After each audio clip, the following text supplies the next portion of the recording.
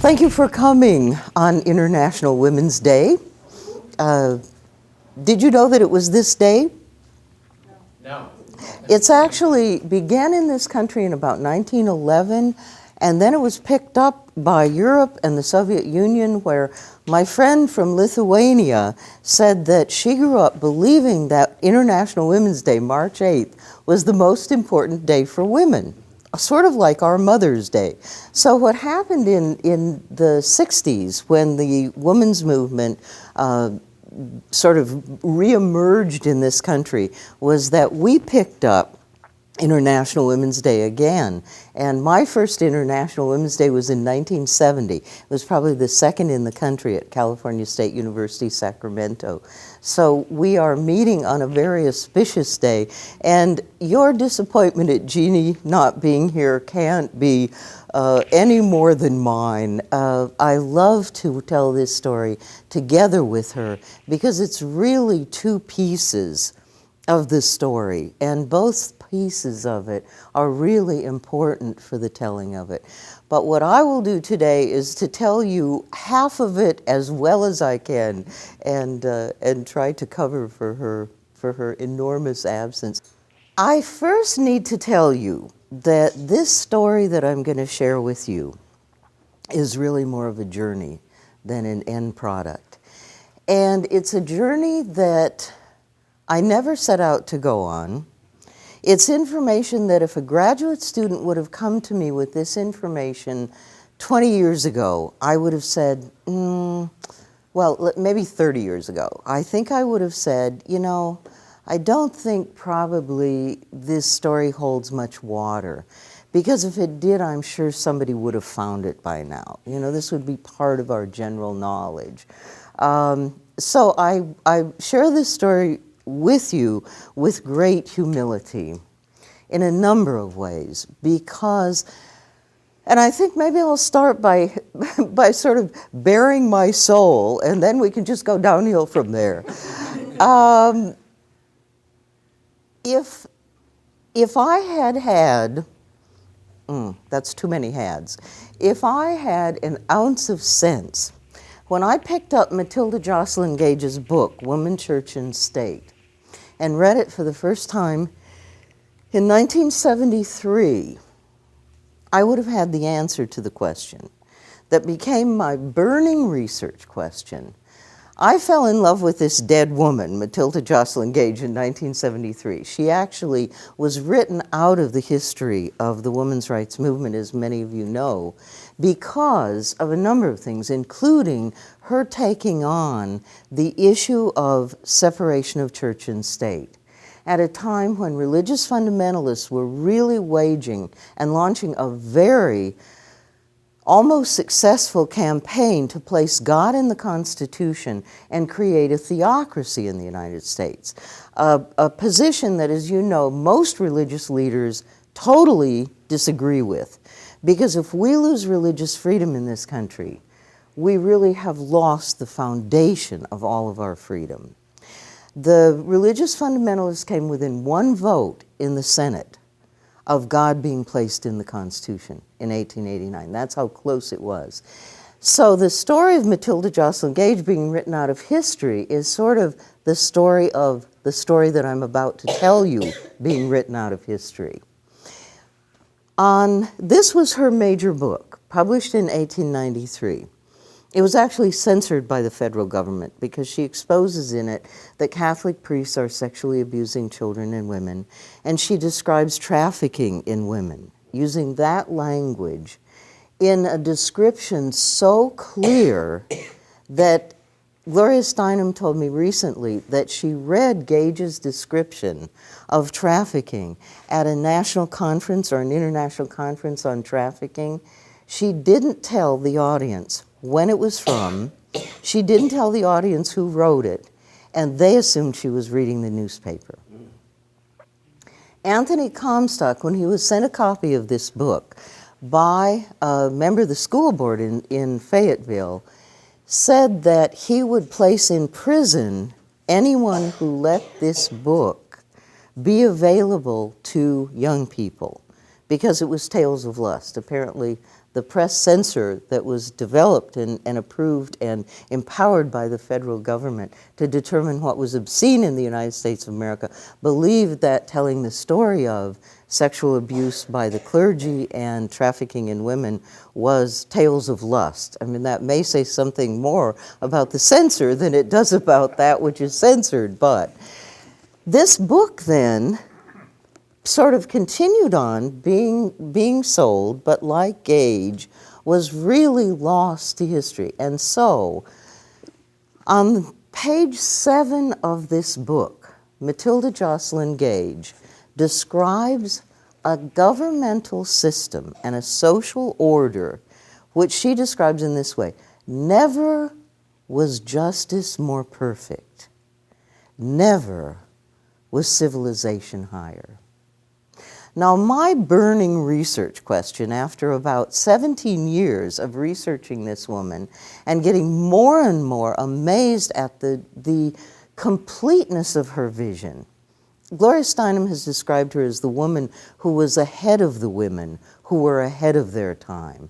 And I think quite accurately, and some of you who know Gage are nodding in approval, I think. She's speaking for us when she says that. And why?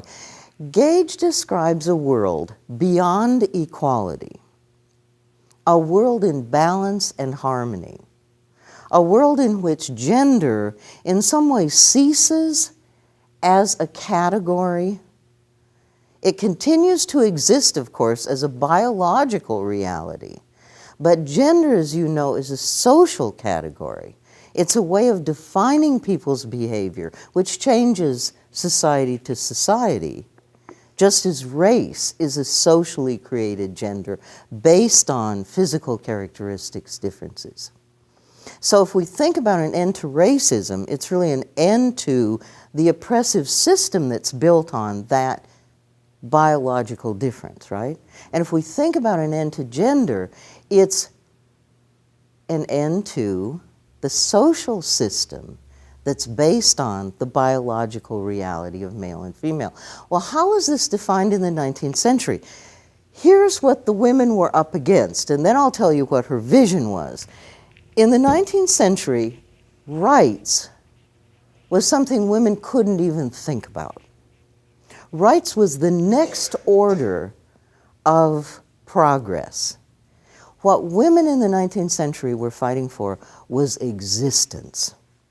Legal existence, because, Gage says in this book, based on the story of Eve and women bringing sin into the world and the punishment being woman's obedience to men, being under the authority of men, that became the foundation for common law. Canon law became the foundation in the West for common law, and common law defined, as did the church, when you marry, the two shall become one, and the one is the man. Well, what did that mean translated then into law? It meant that, according to Blackstone's code, and his commentaries really concretized common law in Europe. He said that women, once they married, were dead in the law. They ceased to exist. Now, think about the implications of this. Women, of course, couldn't vote. They couldn't own property. When you married, everything that you brought into the marriage relation became the property of your husband, who could do with it as he wished. You had no right to the safety of your own body. How was a husband to enforce obedience? If he was to make sure that she was obedient, he needed to do that, because if she died in a state of disobedience, she would be eternally punished, and whose fault would it be? It would be her husband's, because he had failed to enforce the necessary obedience. And so as canon law gets translated into common law, that gets translated as a husband may beat his wife as long as he does it with nothing larger than his thumb. This is the rule of thumb of law. And a Supreme Court in the 1870s in the United States said that a husband who had beaten his wife viciously was not subject to any punishment. The reason why? because he had simply enforced obedience and he had not inflicted permanent damage on her. That was one of the standards. If you didn't inflict permanent injury, you were within your rights legally. And the Supreme Court of South Carolina said to interfere in this case would upset the domestic tranquility of the home. Now that sounds ludicrous perhaps to us today. I hope maybe it does. But the domestic tranquility of the home in the 19th century was based on the authority of men. I mean, if you can just step aside from, any kind of gut reactions at the moment and think about this logically, this logic works perfectly.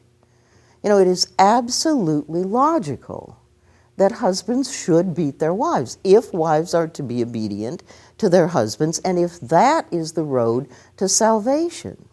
That's a logical extension of it. So this made perfect sense to people in the 19th century. It's very easy to look back and point fingers and say, well, how could you have, and why didn't you? But I want you to really think about what it was for people at that time. If you sat in the church and you were a good Christian woman and, sat as we do in church today and heard the minister say, you must obey your husband, logically, there were things that followed from that, including, if you are to obey him, what will happen if you stand his equal at the ballot box? Think about it for a minute. God's divine plan is destroyed. This is the destruction of the family. Domestic tranquility of the home is destroyed. Because if you disagree with your husband, you are disobeying him at the ballot box. While if you are a good Christian obedient wife, you will simply vote as he instructs you, and then what's the need of you voting? That's why it took 72 years for women to get the vote ensured in the United States of America. That was really the underpinnings. No, it went further. You had no right to your children. Husbands could will away unborn children. And there were cases, Gage cited a case, where a husband on his deathbed, his wife was pregnant, and on his deathbed, he instructed that that child, when it was born, would be given to someone else as the guardian. And when the child was born, and once the mother had stopped nursing it, and the child could live on its own, the child was taken from the mother and given to its rightful owner. And the mother had absolutely no legal recourse. Now you're beginning to see how equality is looking like a major step. What we're fighting for in the 19th century is simply existence, and to fight that, we're really having to go up against most of the organized religions. I don't know about you, but I don't think I'm going to go up against God, If that's the way that the situation is defined to me, as it was to women in the 19th century. So I say this to say to you, let's not be too hard on these women, the majority of whom not just were silent, but totally opposed the women's rights movement. It frightened them to death to think about having the right to their property. It frightened them even worse to think about the vote. And for good reason, as you see. So, if you're fighting for existence, and you're fighting against both religion and science, and of course you know what science was like at that point. Women's brains were smaller, therefore they were less capable of thought than men. They absolutely needed men. Biologically, women could not survive on their own. And I see smiles, and it's like, oh, how could anybody have? But that was the state of science. It gives you a pause, doesn't it? I mean, you sort of stand back and go, if that was the state of science then, can we hope that the state of science is not going to look like this 100 years from now? The state of science today. And are we not going to look in 100 years to people who are pointing fingers at us and saying, why didn't you stop the violence against women. There's nothing biological or inherent about it. You know, why didn't you, whatever things we may not be doing today. I think situate ourselves in history, know who we are now by looking at the past, and then that gives us something to look at the future. So here is Gage, sitting in the center of the 19th century, when to suggest that woman might be man's equal was to defy religion and to defy science. Think for a minute about whether or not you would have done that. That in itself was an extraordinary act, and few women did it. Go one step further and imagine that beyond equality, you have a vision of what a world in balance and harmony looks like.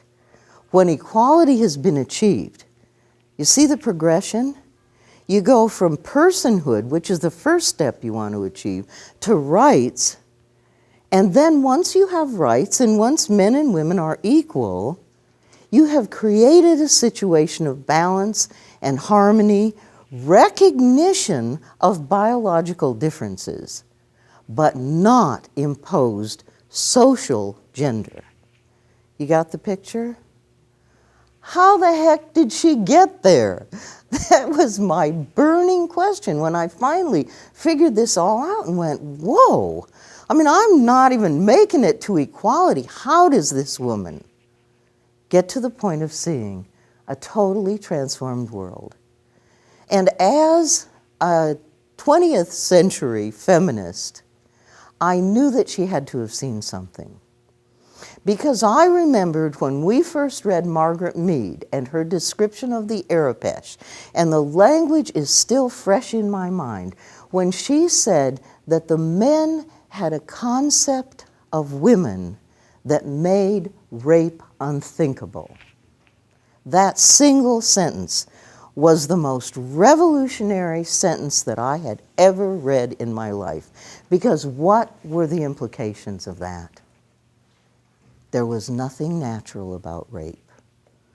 Rape was a socially created behavior, and if it's socially created, it can be socially removed. We could end rape. That was the vision. What did Matilda Joslyn Gage see that said to her, it's possible. You can create a world, not just where rape doesn't exist, but violence against women doesn't exist. And women have absolute authority over their bodies. Women are absolute agents of their own beings and not in subordination to anyone else. Where did she get the idea? Well, now I'm back to my egg on my face beginning. 7 pages into this book, and she says, never was justice more perfect, never was civilization higher. Okay, you scholars, might cause your red alert to go off. This could possibly be a clue to what she's talking about. Not for this scholar. I'm sitting in my study in California. I've gotten a National Endowment for the Humanities Fellowship. And incidentally, this meeting that we're having today is sponsored by the New York Council for the Humanities.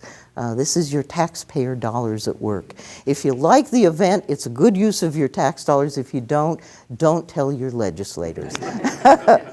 But if you do like it, be sure to tell them, because once again, this organization is facing funding cuts. And they've cut way back on these speeches already. The quota now is 5. I've already booked 10. I am not available for any more speeches for the rest of 2009. They've had to really cut way back. There's no more funding for it.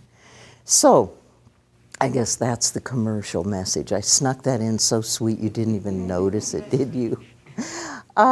So how did I not see this? Never was justice more perfect, never was civilization higher. I skipped right over it and kept going because without knowing it, what I knew was that Native women had nothing to teach white women. I didn't even know I knew that. I didn't even know that's where my, how would you describe it? Leonard Cohen has a line, "It sank beneath your wisdom like a stone." There's some ways in which that's the way I understand the racism that lives in me, is that it's sometimes even not accessible to my wisdom. I had a concept of Native women as beasts of burden, as standing, walking 10 paces behind their husbands, as not having voice, as not having rights, as not having anything that we so wonderfully have as a birthright.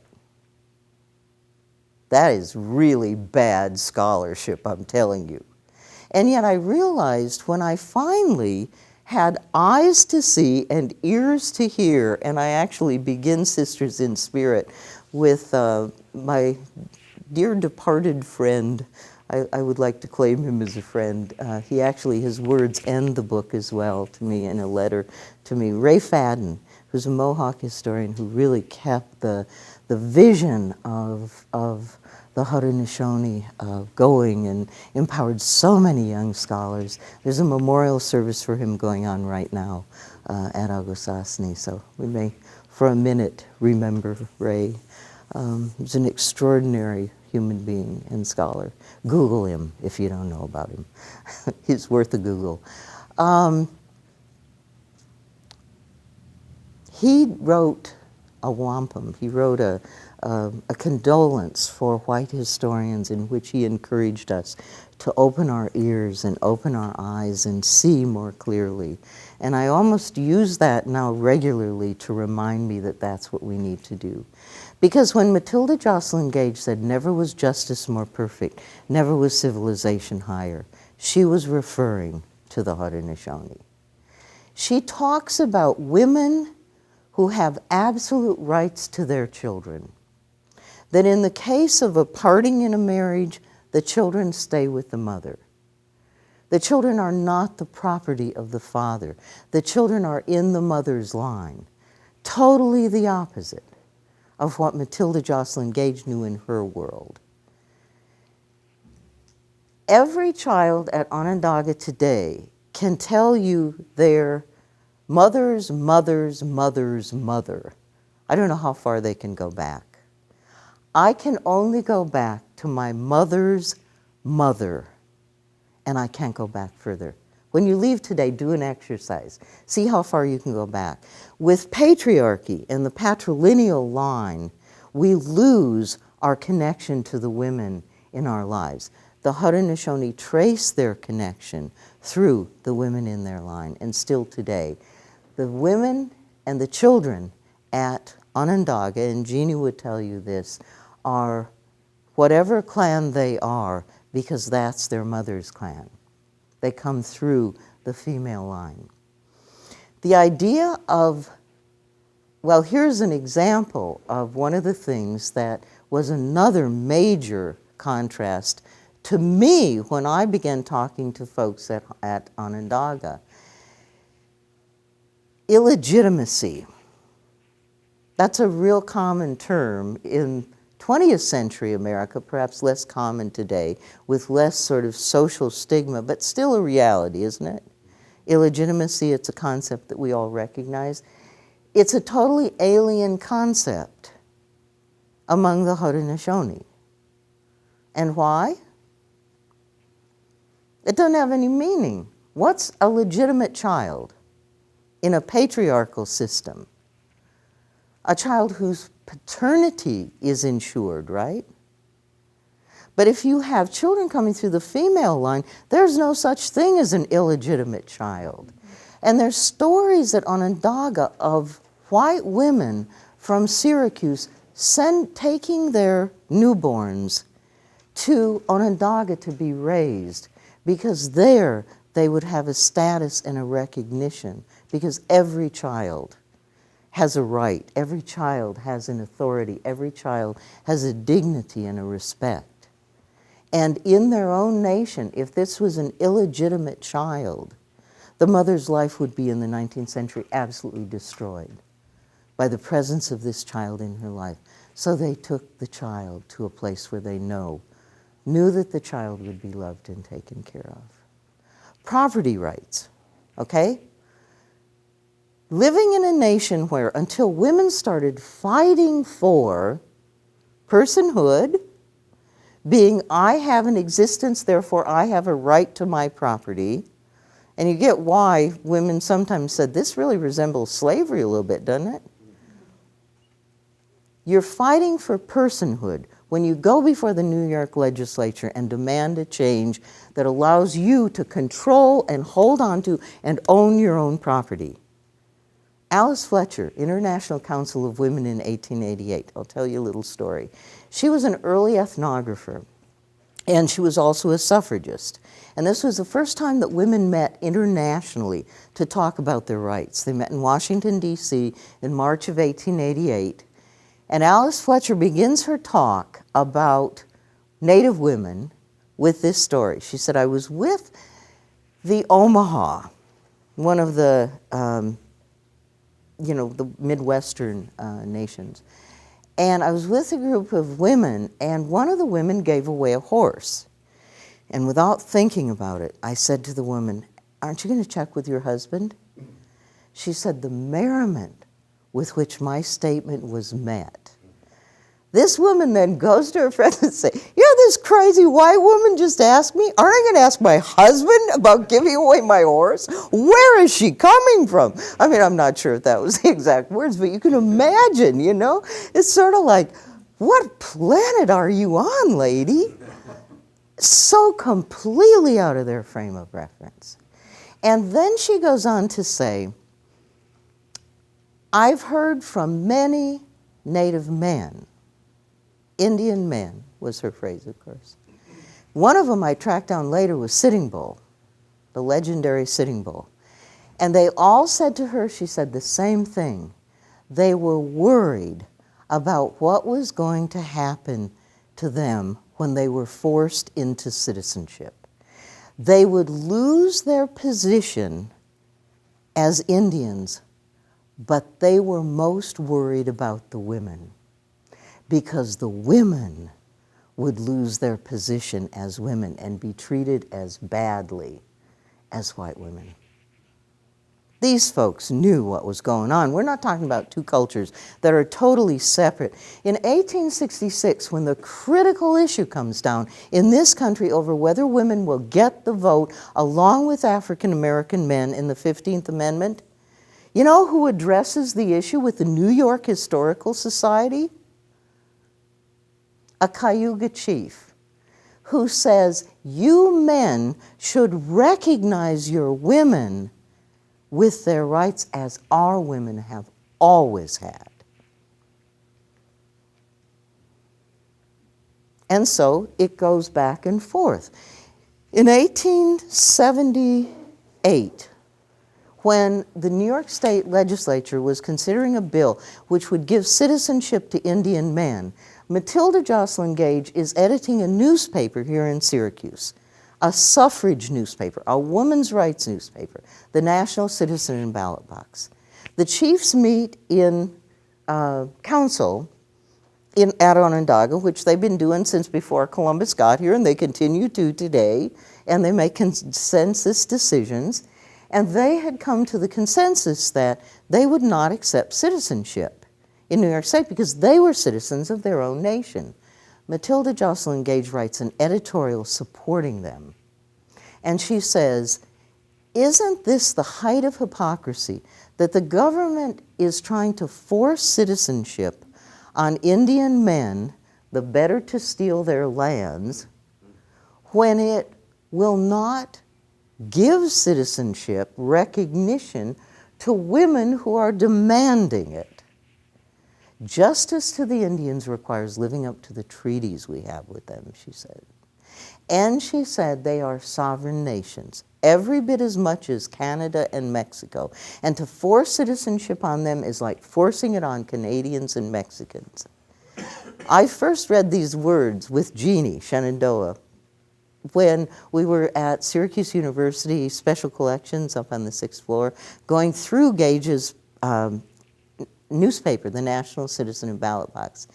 And I remember Jeannie's words. She looked at that and she said, I cannot believe that a white woman gets sovereignty in that clear a way, and especially that a woman in 1878 did. Now, what's going on in addition to that? What else are we looking at? Violence.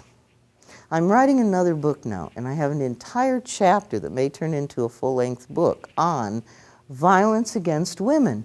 I have been trying to find a case of rape or sexual abuse on the part of Haudenosaunee men from the time of contact to the 19th century. I haven't found one. What I found is newspaper articles, diaries of explorers and ministers and missionaries, all saying the same thing. These men do not violate women. During the Revolutionary War, the Sullivan-Clinton campaign, when Onondaga was attacked, the oral history at Onondaga, which is also part of the written record, is that the soldiers found a group of women in a cornfield. There were about 30 women and children, and apparently they systematically raped them. Clinton, General Clinton, writes to the commander in the field, and he says, those men don't rape women, even ones they've taken captive. The Haudenosaunee men do not rape women, even ones they've taken captive. And then this most telling line, perhaps our soldiers could learn something from these savages. And what you have in the 19th century is women back and forth going, who's the savage, who's civilized? Who's the savage, who's civilized? And making these connections, making these comparisons, saying if this is civilization, there's a Tuscarora scholar who writes a book in which he says, after he describes the absence of violation by Haudenosaunee men, he says, the Germans apparently practiced that as well, that respect for women, until they became civilized. So again, there's this back and forth. Now, one of the most important pieces of this story is that I thought that post-reservation situation existed pre-reservation. You know, once we set up a system that South Africa used when they were setting up their system of apartheid in the 20th century, you know, they wanted to set up a separation of the races. They based it on the reservation system in the United States.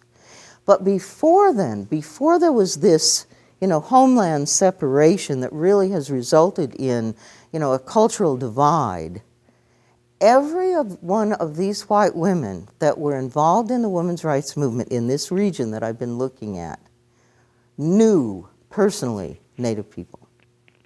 It's not that they were one person removed even, it's that they knew. Let me give you an example. Elizabeth Cady Stanton in Seneca Falls, her nearest neighbor was a mile away. He had been a trader, T-R-A-D-E-R, at Onondaga, spoke the language fluently, had been adopted into one of the clans, and his Onondaga relatives regularly came to visit him. This is her nearest neighbor. Now, if she didn't run into folks from Onondaga then, she sure as heck ran into Oneidas, because we know that, her husband tells us. Henry Stanton says, when we went to visit cousin Garrett Smith in Peterborough, and we're all one big museum family, Greg, aren't we? Yes. Another station on the Underground Railroad, what are there, 30 now, maybe 32 or 33, and the Gage home is one, and the OHA is one, and Peterborough is one, and we're all networked. When they went to visit cousin Garrett at Peterborough, Henry Stanton says, there were always fugitive slaves, radical reformers, Indians around the table. Everyone was there together. Her cousin, Peter Shenandoah Smith, was named for the Oneida chief that lived in the house where Jeanne Shenandoah lives today. I mean, boy, are we connected. Matilda Joslyn Gage, 1893, is arrested for voting in Syracuse, actually in Fayetteville. In 1880, she, as president of the New York State Women's Suffrage Association, really engineered a bill that gave women the right to vote in school board elections in the state of New York. They were testing whether they could vote for state offices as well as local. Could they vote for school superintendent? Matilda Joslyn Gage is the test case, just as Susan B. Anthony was the test case for women voting in a federal election in 1871, and Gage was the one who came to her defense at that time. It was part of a strategy that they had of nonviolent civil disobedience that really Gage gave the theoretical underpinnings to, that was based on the idea that women have the right to vote in the United States of America. This is a republic based on the consent of the governed, and if this in truth is a republic, how do we give our consent to the government? Through the vote, right? Through the ballot. So either it's a republic and women vote, or it's not a republic and let's stop lying about it, define it as an oligarchy, and stop taxing women, because taxation without representation is tyranny. They did a tax protest, they refused to pay their taxes unless they had the vote, and they voted because they said, we're not the lawbreakers, the federal government is the lawbreaker for failing to protect us in our right to vote against the states that are denying it. States' rights issue, they come out on the side of African American men who are now fighting to maintain the vote against the states in the 1870s and 80s that are denying them the right. So you get the brilliance of the strategy. So, I forgot where I was, 1893, she gets arrested for voting. Right. The same year, she's adopted into the Wolf Clan of the Mohawk Nation, given a real name that translates out as she who holds the sky or sky carrier, and she writes to her daughter and says, my Mohawk sisters are considering a place for me in the Council of Matrons, which would give me a say in the choosing of the chief. The choice of the chief is really determined first by the clan mother, who's raised these boys, who knows what their virtues are, who nourishes the ones that really are the true leaders. And what makes a true leader? Someone who listens to everyone else, who meets the needs of the people. I'll give you a little exercise that I do with the males, the young males in my family and the ones that I work with. When there's a group of students, for example, that come in, and there's rowdy boys who are, they're in training to be the alpha male, I totally ignore them, and I go to the quiet boy, and I say, Peter, you know what? You have the makings of a chief. And what that does in terms of kids thinking differently about what are the virtues that we want to cultivate, in our boys. Do we want to cultivate nourishing and nurturing and thoughtfulness and sensitivity? And that's the chief. So Gage is arrested for voting in her own nation the same year that she's given the possibility of a say and a voice in the government, which is based on consensus in a nation to which she has been adopted. For some reason, it seems to me that maybe, just maybe, the vision that gave Matilda Joslyn Gage the possibility of seeing beyond what religion and science were defining women to be, and even beyond what rights would look like if they were able to gain personhood and then create a situation where they could look at radical notions such as equal pay for equal work. And beyond that, finally, to what would a transformed world look like? One that's based on balance and harmony. I'll leave you with one last story. Jeannie's mom, Audrey Shenandoah, Jeannie and Audrey and I lectured. Audrey is the clan mother, the Eel Clan mother at Onondaga Nation. We lectured together one year at the Elizabeth Cady Stanton birthday tea in Seneca Falls. And I got up and talked about Elizabeth Cady Stanton's quote where she says that the clan mother will cut off the horns of the chief who is not behaving as she thinks he should.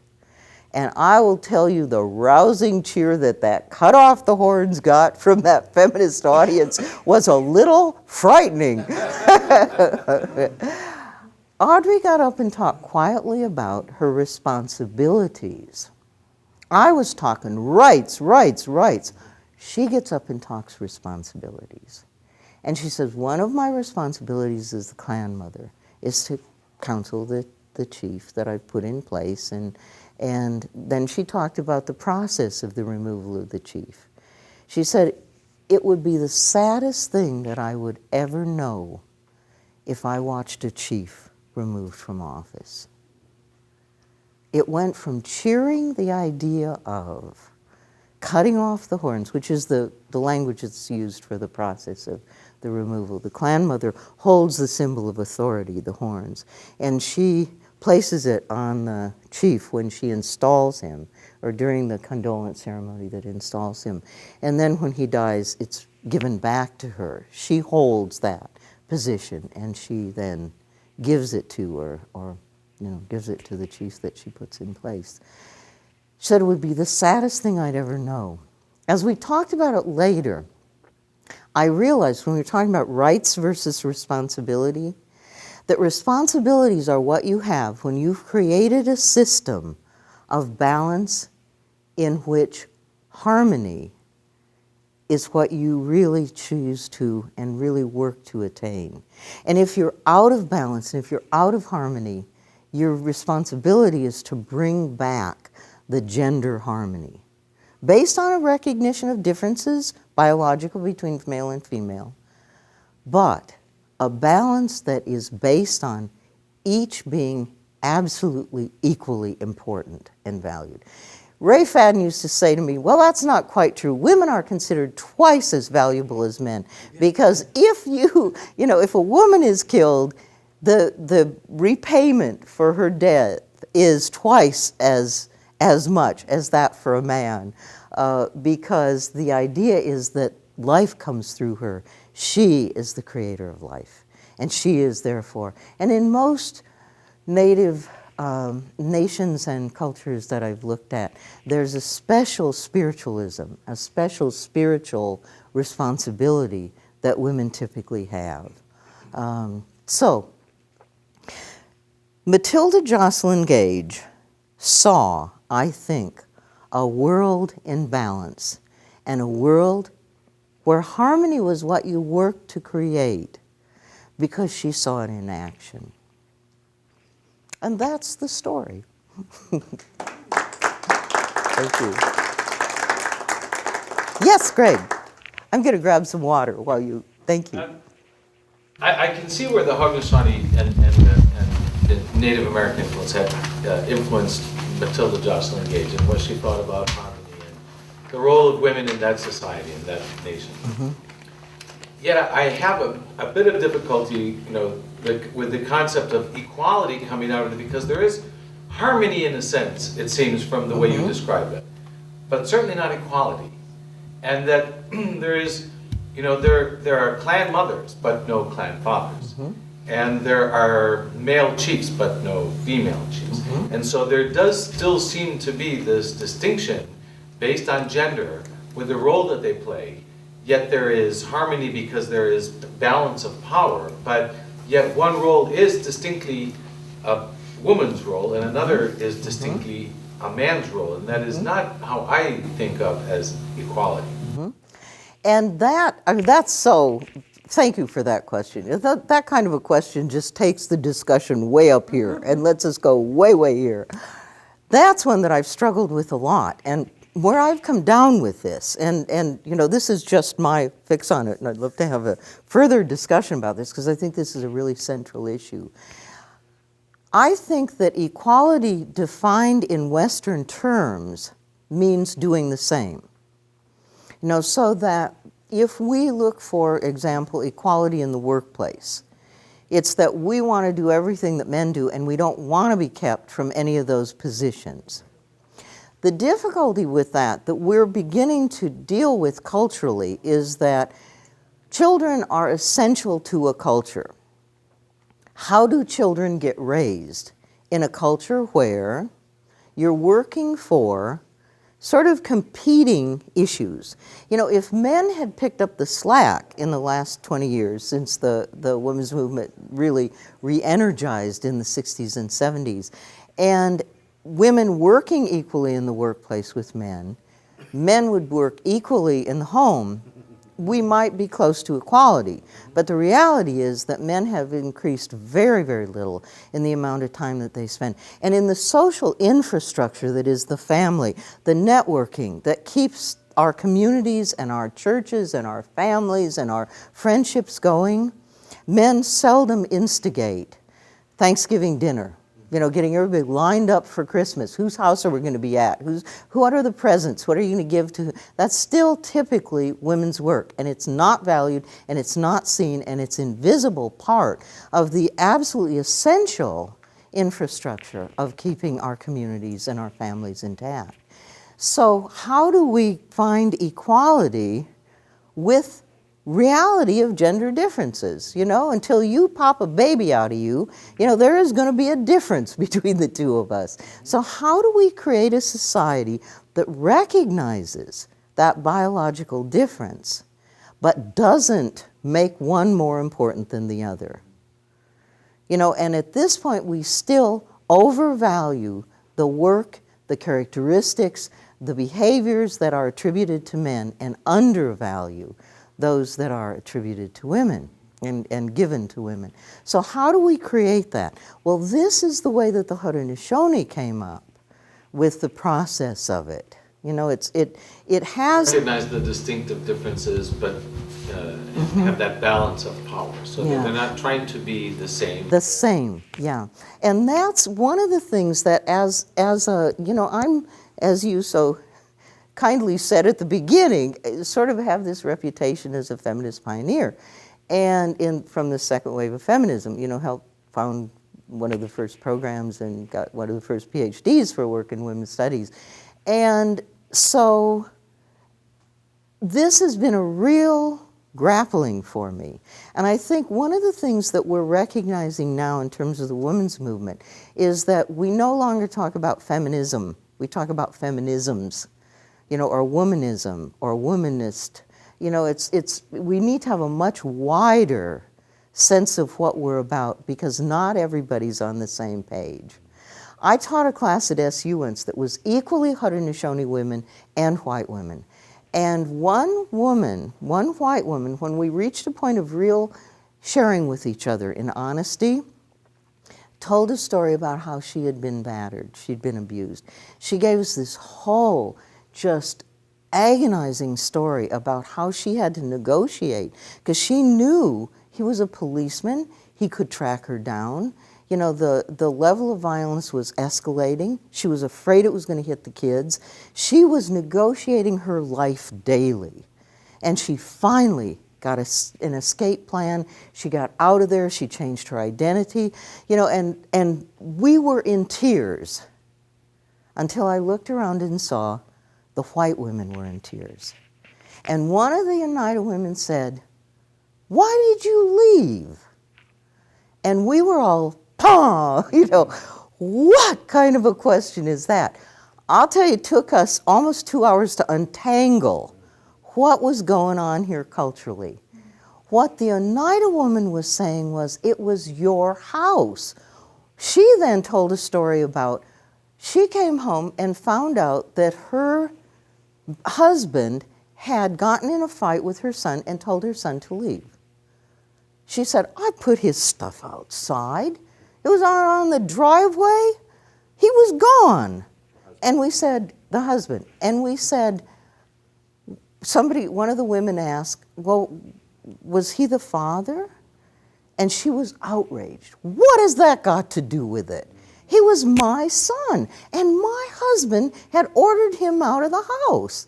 You know, it was sort of, what part of this don't you get, white girls? Are we back to property again?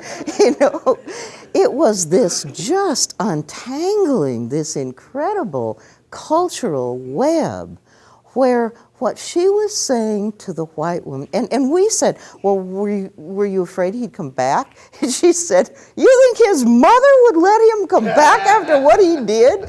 You know, and we were like, how do they have that kind of authority?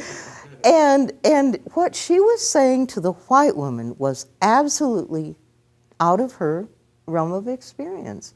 Why would you leave your home? No sense of an infrastructure that was non-existent, of the mothers, the fathers.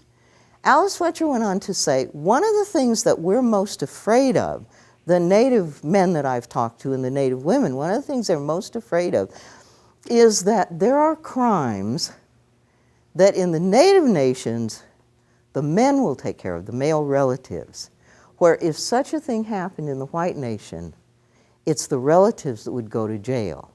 You know what she's talking about? Well, I'll tell you, a Lakota friend of mine, who I said that to him, what the heck's going on here? And he said, I know what that's about. My sister's brother hit her. My brothers and I went to her house, went to when we knew he was coming home from work, and we stopped him before he went into the house. He will never touch her again. Now, under white law, Alice Fletcher said in 1888, who's going to go to jail? The wife batterer? No way. Who's going to go to jail are the brothers that ensure that the safety of their sister is clear. So, cultural difference. So how do we, how do we create? And it's the question that we're really faced with, I think, as feminism becomes a family issue, not just a women's rights issue. How do we create men and women in a way that, and we know human beings are socially created, right? So how do we create human beings where balance and harmony is present and recognizes biological differences? With respect, with respect. Peter, you had a... So to follow on to the line of conversation, it seems to me that not only is there a wonderful kind of learning that went on between the white women and the Haudenosaunee women, but that we need to learn something from the Haudenosaunee men. It seems to me that the way that this whole cultural system continues to get transmitted from generation to generation, this whole violent system of men having power over women, is something that happens by men being oppressed, young boys being trained that power means violence. And it gets to the point where we have men who decide that in order to have power, they have to have these weapons and all kinds of things like that, to where it gets to be almost absurd. So I'm just wondering, what can we learn from the Haudenosaunee men and from the way that they prioritize relationships or partnerships rather than relationships as partnerships rather than relationships as power over? Can I share a story? Please. That sort of a friend, I think it's someone that you know, who a man from Onondaga. Well, he actually lives at Onondaga, but he attended Syracuse University. And he said that he would come home in tears after class regularly and say to his mom, I can't continue on. I can't go there. The level of disrespect that he saw regularly shown to women by the professors, by the comments that were made by students, by just casual, comments that were just part and parcel of his everyday experience, hurt him so badly to see women spoken to and about and objectified and disrespected in that way that he almost dropped out of Syracuse University. What do we learn? I mean, every time something comes out of our mouth like boys don't cry, or, you know, think of that whole pantheon of words that we have, that we describe the aspects of gentleness and kindness with males. You know, if we eliminate those words to describe male behavior, if we nurture chiefs, you know, you're absolutely right, Peter. It requires, that's why feminism is never and has never been a woman's issue. It really is an issue about transforming society to create whole human beings. And when you have only half the possibility of humanity open to you, which either gender has, no one can be whole. So it does, it's part and parcel. Yeah. Other thoughts or questions? Yes? I'm just trying to remember, I remember in the early 70s going and seeing her gravestone. Gage's. What does it say? It says, there is a word, well, I'll give you the background first, okay? Frances Willard, the president of the Women's Christian Temperance Union, who is really pushing to get women the right to vote in order to put God in the Constitution, believing that women being more religiously conservative would be more likely to do it. Her motto was, the sweetest words are mother, home, and heaven. Matilda Joslyn Gage's motto, which is emblazoned on her tombstone in the Fayetteville Cemetery, which is just a wonderful tourism walk from the Gage home to the cemetery, unlike the gravestones of Susan B. Anthony and Elizabeth Cady Stanton. You know, we've got that whole package deal from life to death in Fayetteville. On her tombstone, there is a word sweeter than mother, home, or heaven. That word is liberty. Mm-hmm. Now think about that for a minute. If you go through the tombstones from the same time period in the Fayetteville Cemetery, if there's any quote on there, it's going to be a biblical quote. It's not going to be a political slogan writ as large almost as her name. That's how she wanted to be remembered for eternity, that the sweetest word is liberty. And that may be the other key, along with respect, Greg, to how we create that sort of a society. What does personal liberty look like? Yes? I just want to say I really like the example you gave of how you try to encourage the quiet men or nurturing men to, you know, encourage leadership, because not only do I think there's a lot of violence against women, I think there's a lot of violence of these violent men against these other, you know, men. That's another problem with socialization, where these violent men are abusing to these more quiet men that are more likely to stand up for women and their rights. Exactly. Very good point, yeah. Yeah. Can I share one more story? I'm storyteller, love these stories. Gage home. We have groups of students that come often. There's a group of students in the home, I'm taking you to this story, from Onondaga. They're fourth graders, maybe sixth graders, I can't remember, someplace between 4 and 6. And it's boys and girls from the school, and we're sitting around, and I do the exercise that I've done throughout the country with kids this age with always the same results. I did this in the inner city in LA. I've done it, you know, I mean, it's, you know, it doesn't matter where I do it. Same results. The lesson is this. I was baking something in the oven, so I said, you smell that? I've got some cookies baking. Well, when we finish, we can have cookies or we can have mud pies. Which would you like? Who would like cookies? And they sort of cautiously nod and yeah. And who would like mud pies? Nobody responds. And I said, well, I'm really sorry, but the girls, you don't get to vote because you don't have a voice. The boys are going to decide what they're going to eat and also what you're going to eat. So, boys, what are the girls going to eat? Now, this is the point at which every group of 4th to 6th grades in the country, you can guess what's going to happen. The girls are eating the mud pie. Oh, you betcha. You're right on this. And you would have been one of the ones who would have said it, I'll bet. No, I mean, it's like, whoa, the teachers just are terrified because it's like, oh, you're never going to get control after this because the guys are just, mud pies, mud pies. Well, here's these kids from Onondaga, and the boys just look down. They're abashed.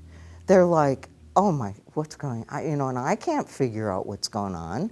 I'm, stupid white girl doing this exercise, which is so culturally inappropriate, and there is no way that I should be doing this given what I know, and that's starting to register. So I'm trying to scramble my way out of this. And then I do the further injury of explaining to them what I just explained to you, that every group of males that I've done this with in the country have had the same response. Those boys were absolutely horrified, and they were in such pain about my describing this is what typical male behavior is. I violated them with that information. Then I remembered my friend at SU and thinking, they don't even know or want to know.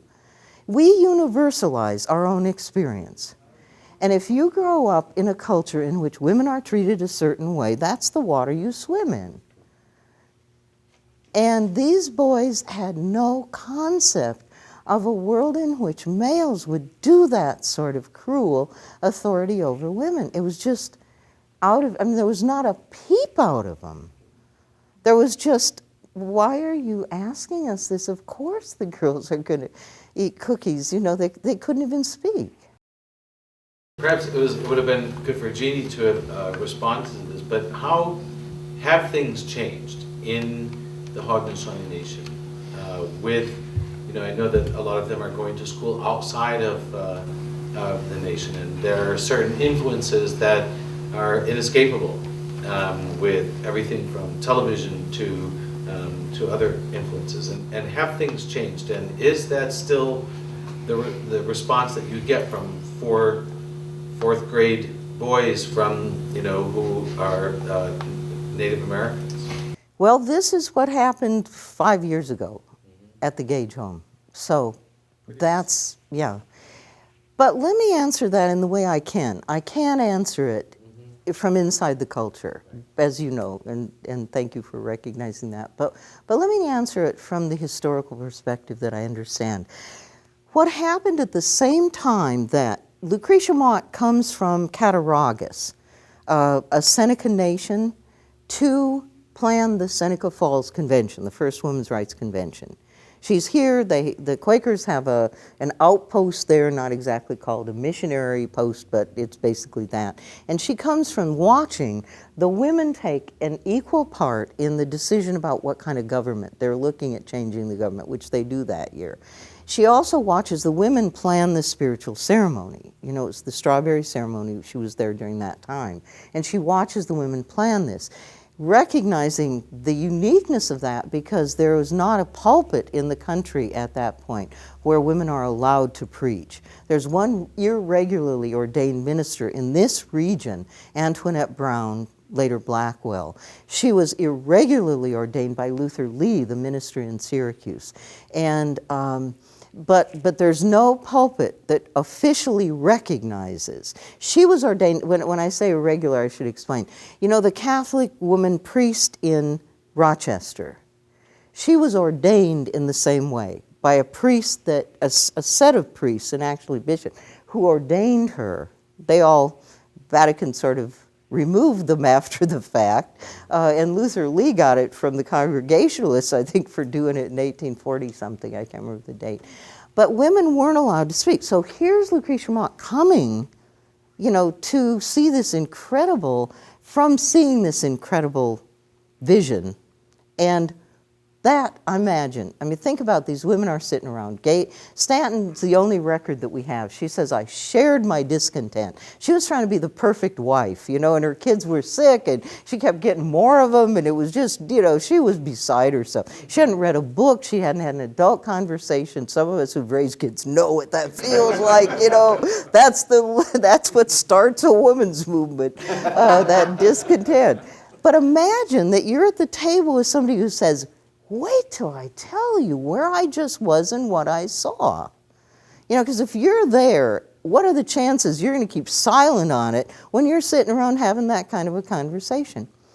1848, the same time that the women, the white women, are taking vision from the Haudenosaunee women, the culture is pushing the Haudenosaunee women into the position legally, religiously, that the white women are trying to move away from. This is what's going on. 1845, in your Onondaga Historical Association, and I want to tell you now that maybe, I couldn't even give a percentage, the best single collection of primary sources for the research that I've done since I started researching this, I think, in '78. In that time period, and I've been to the Smithsonian numerous times, the Library of Congress numerous times. You know, I've been to every research library that has a major Haudenosaunee collection. The most helpful collection is right here. The Onondaga Historical Association's clipping file, Iroquois clipping file. Jeannie found a picture of one of her relatives that they had no photo of because the house had burned, a house had burned, and all of their family things were lost in it. I mean, it is an absolute treasure trove, and that's just the tip of the iceberg. When the Sisters in Spirit exhibit, which started during Celebrate 98, it was an exhibit that I did for in Seneca Falls, and it was in the Heritage Center there. It comes home now this month to the Onondaga Historical Association, where so much of the research was done. So before you leave today, if you haven't seen it downstairs, be sure to do it. And I just want to, I'm going to jump for a minute, derail. Okay, I will come back, I promise you, to the point. But the collaboration that we have going between the Onondaga Historical Association and the Gage Foundation is like a dream come true. When I first came through the doors of this research library, on my first research trip here, when I was writing my dissertation on Matilda Joslyn Gage in 1976, the vision was, you know, Gage and the OHA somehow coming together. When I stood on the steps of the Gage home at that time, and Barbara Rivette took a picture of me, this young graduate student who's thinking in her head, this house should be open to the public, never thinking that I'd have anything to do with it. Well, the house now, you know, is open to the public. The Gage Foundation was formed. We own it. We're in the last stages of our capital campaign to raise the money to rehabilitate it. And Greg comes to me and says, you need space, we need programming, let's partner. And so the partnership began with the film that you can still see downstairs when we did during Underground Railroad Black History Month, the Gage Connection. The house was a station on the Underground Railroad, and it depicts Jermaine Logan coming to the door and Gage saying, yes, I will offer my home. And it continues into next month, when April 19th, we'll have an historic event here. There's actually a woman, I think, who's coming in from New York because she really wants to see this, and she may arrange for filming it. The director of the Susan B. Anthony House and the director of the Matilda Joslyn Gage Foundation, for the first time, are going to look at the split that happened between Susan B. Anthony and Matilda Joslyn Gage and do it in a dialogue form where we'll talk about our own personal feelings about each of them. She's a minister and actually sides with Gage with freedom of religion, which is going to be a little difficult, she's saying, for her to do. And, you know, we're going to really find the way, and then ask the participants to help us think through how can we best honor both of these women and honor the political differences in our interpretation in our homes? How can we tell the larger story? We don't, it wasn't a monolithic movement, it never is. So how do we get the full story told? So back to and I'll make it shorter. So at the same time that this is going on, and I'll just give this one example. The Quakers met with the Seneca in council in 1845. It was reported in the newspaper, it's in the Iroquois collection. And they said, we've really worked as hard as we can to help you save your land, the Buffalo Creek Treaty, which took most of the Seneca land. But what we need to do now is that the women need to go into the home. They need to stop their work in the fields. Women were the agriculturalists traditionally with the Haudenosaunee. Need to go into the home as the Bible instructs. The men need to get into the field as the Bible instructs. And you need to stop doing what you're doing. It needs to change. So at the same time that this is going on, and then of course once the boarding schools are set up, and the goal is to take the Indian out of the human being, and it's to Christianize and civilize. And it was based on the idea that there's really only one true religion, and that if you're going to receive salvation, you have to do it through a belief in Jesus Christ. And these people are heathens, and they have to be stopped for their own good. They have to be ready to receive the Lord, or they're not going to make it to heaven. And that missionaries did this with the very best intents, and they beat the children. And the other thing that we know now, and especially from Canada, which has dealt with this much better than we have in the United States, children were regularly sexually abused. And what you have then is children that were brainwashed. They were taken away from their homes, from love. They weren't given love. They weren't given nurturing. They were given authority and obedience. And then they would come back. They were told anything Indian was wrong. Anything Indian was heathen. And, I've done interviews with a number of these people around the country, and the damage that elders today still talk about happening. The boarding school experience is pretty much a thing of the past. But a close friend of mine who's a Lakota woman, Tilly Blackbear, talks about her boarding school experience on Rosebud Reservation. And so that, what's happened, the wonder, I remember sitting with a group of Lakota women, and I'll tell you, and I'll stop here, and then if people want to visit, personally afterwards, I'd love to stick around and sign any books you want or just visit. But I'm sitting with a group of Lakota women, and being with a group of Native women that are friends, and being the only white woman, I know the truth of this book. Because there are things that they just do, that they just say, that they just are. I'm constantly saying to Jeannie, do you realize what just happened? And she's saying, what are you talking about? I've just witnessed a miracle, and she is living in her normal world. I've seen women being treated in a way that's just, I have one story in the book, and it's Jeannie's son, actually. But I'm sitting with this group of Lakota women, and they are so empowered, and they're in the center of a renaissance of spirituality, of reclaiming that after finally in 1962, a law was passed that gave them freedom of religion. Up until that point, it was against the law to practice Native spirituality in the United States of America.